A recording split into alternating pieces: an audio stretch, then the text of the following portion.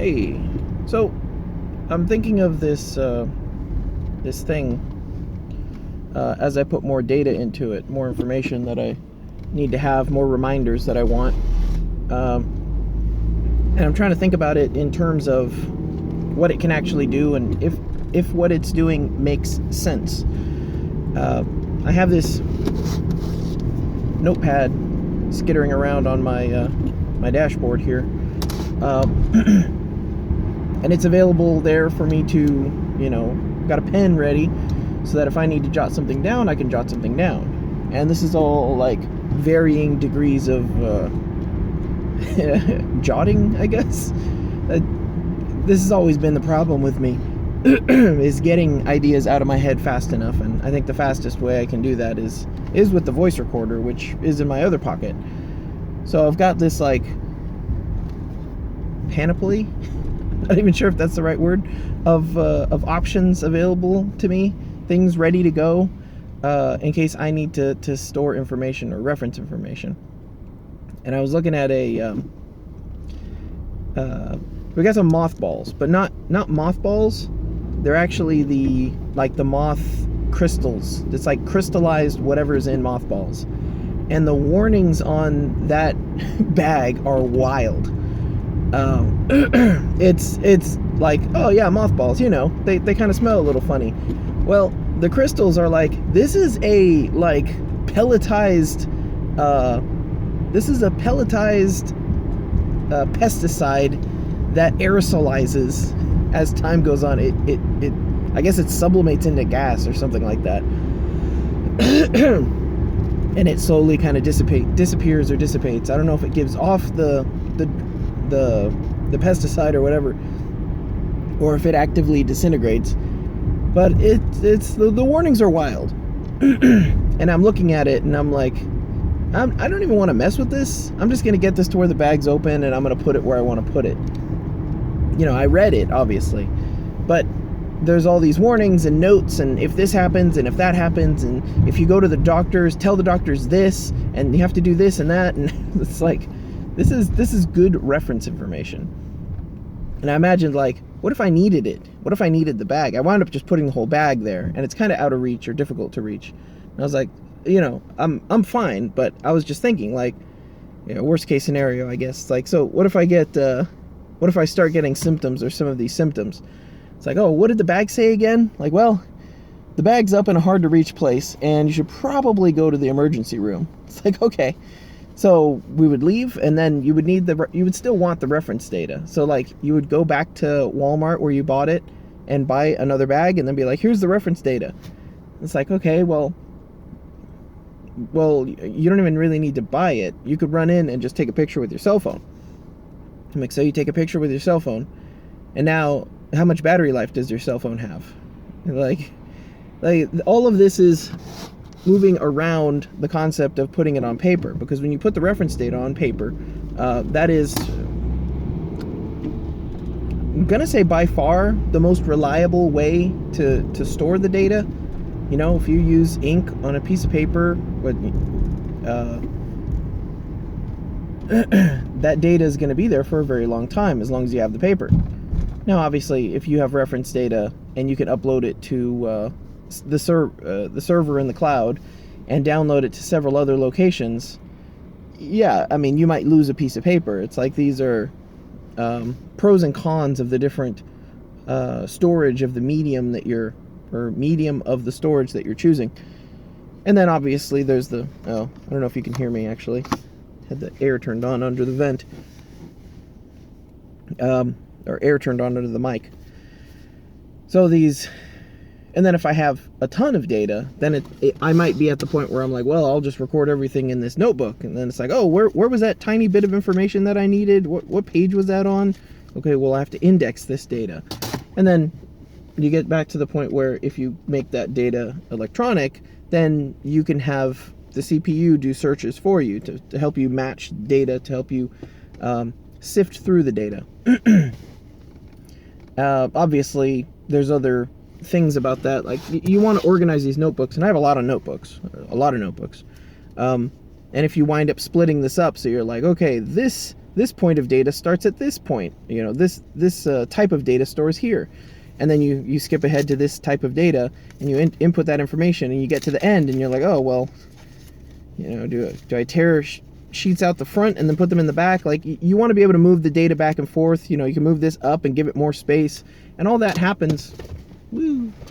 And all of that happens in the electronic format of the data, the electronic medium of storage, and you get to like there's other options that are available, but those have their own caveats. So the question, you know, and I get I was thinking about like the voice recorder. Like, okay, my phone's, so in my head in this imaginary scenario, I'm experiencing symptoms. The bag is in a hard to reach place. We drive to Walmart on the way to the emergency room, or the way to wherever. We take a picture of the bag with our cell phone, right? And then it's like, okay, good. Like, let's go to the ER. And then it's like, well, how much battery? Oh, you know, my phone has 16% battery. It could die at any minute. It's like, okay, well, we'll open up the data and then pull out your voice recorder, right? And then start reading the data into the voice recorder. And then I imagine, like, you're trying to give this information to the doctor, and it's like, here, so you can read it here or listen to it here. And then like, well, it would just be a lot faster to reference, because if you want to re-listen to the end of the recording, it's probably a lot easier to have it on a sheet of paper. So then you grab the sheet of paper and you start transcribing it from the recording onto the sheet of paper, and it's like, it's a silly idea, but it brings up some interesting points about these points of data, or these storage methods, or reference methods, I guess. Reference information storage methods. And the point is, there's pros and cons to each, and which makes the most sense, you know, or is there another way to manage some of this? Like, so the e-paper.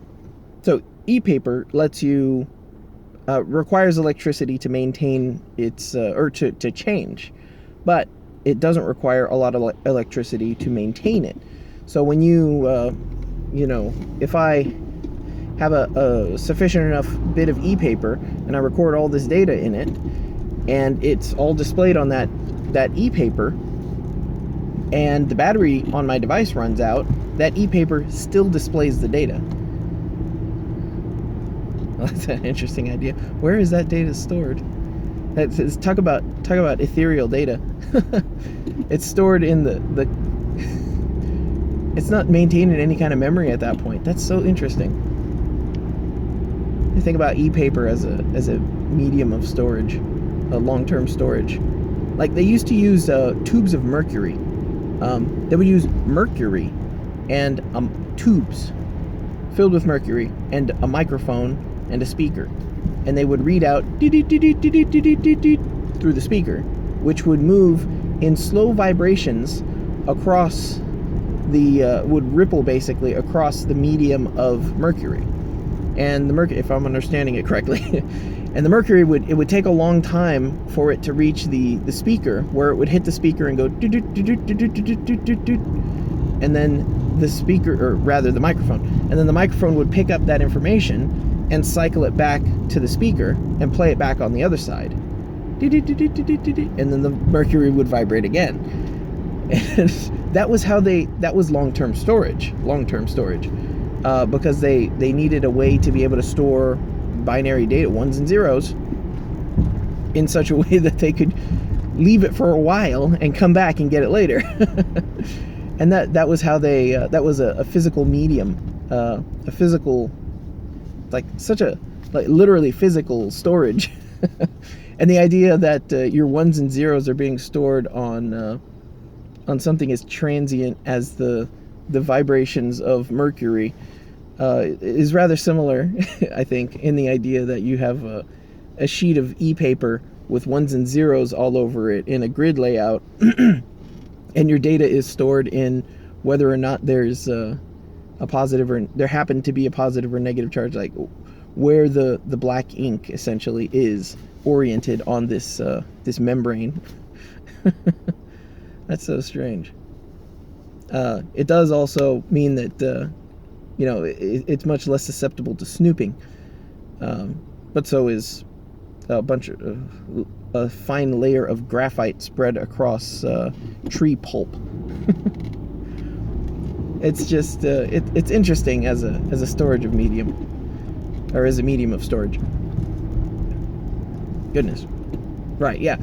So the like that's the privacy kick of this is like, okay, well, if it's stored electronically, and it even gets to the point where if it's plugged into the wall, they might be able to calculate what how much the current draw changes, like the delta, in order to determine what key you're pressing, that kind of stuff. Like really, really, really detailed, I guess, esoteric stuff. And then you think about, it almost becomes a liability for it to be electronic. But the Vexus, the handheld computer thing, is not Wi-Fi enabled or anything like that. Well, I mean, it can do it because it's ESP32, but all that's shut off in favor of battery life.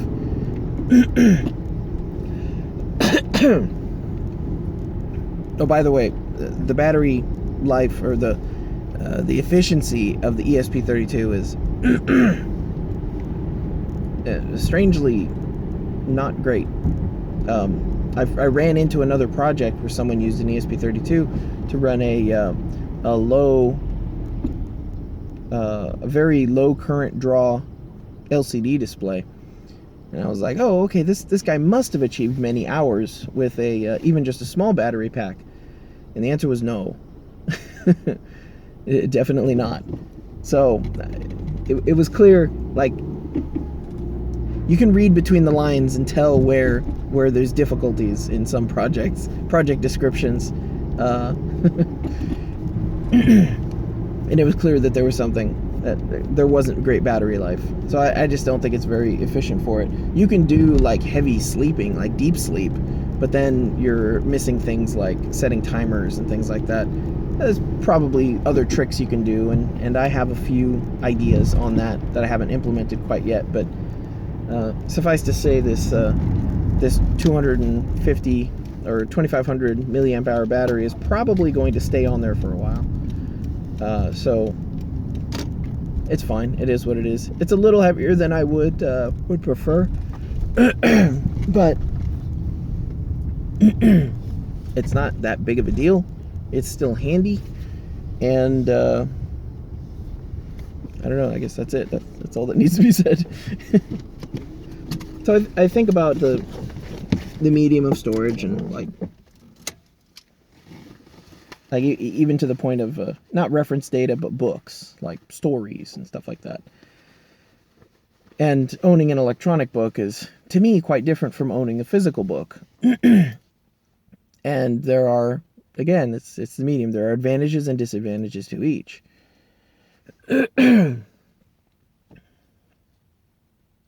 So think about the pros and cons of what this data is, how accessible it needs to be. I've got like long-term password data, like Bitcoin stuff, references, stuff I definitely don't want to forget, because I have been burned in the past by setting up by forgetting things. So it's I guess what's more important is thinking about the type of data and when you're going to need it, rather than just, this is X data, therefore I want to be able to do whatever with it.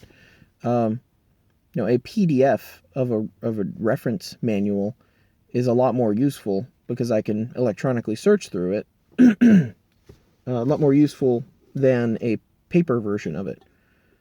Paper is going to be longer lasting, obviously, but, I don't know. I got to think about it more.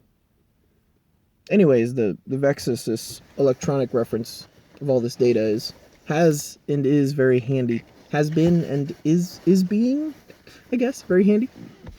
That's all. That's about all I got, I guess.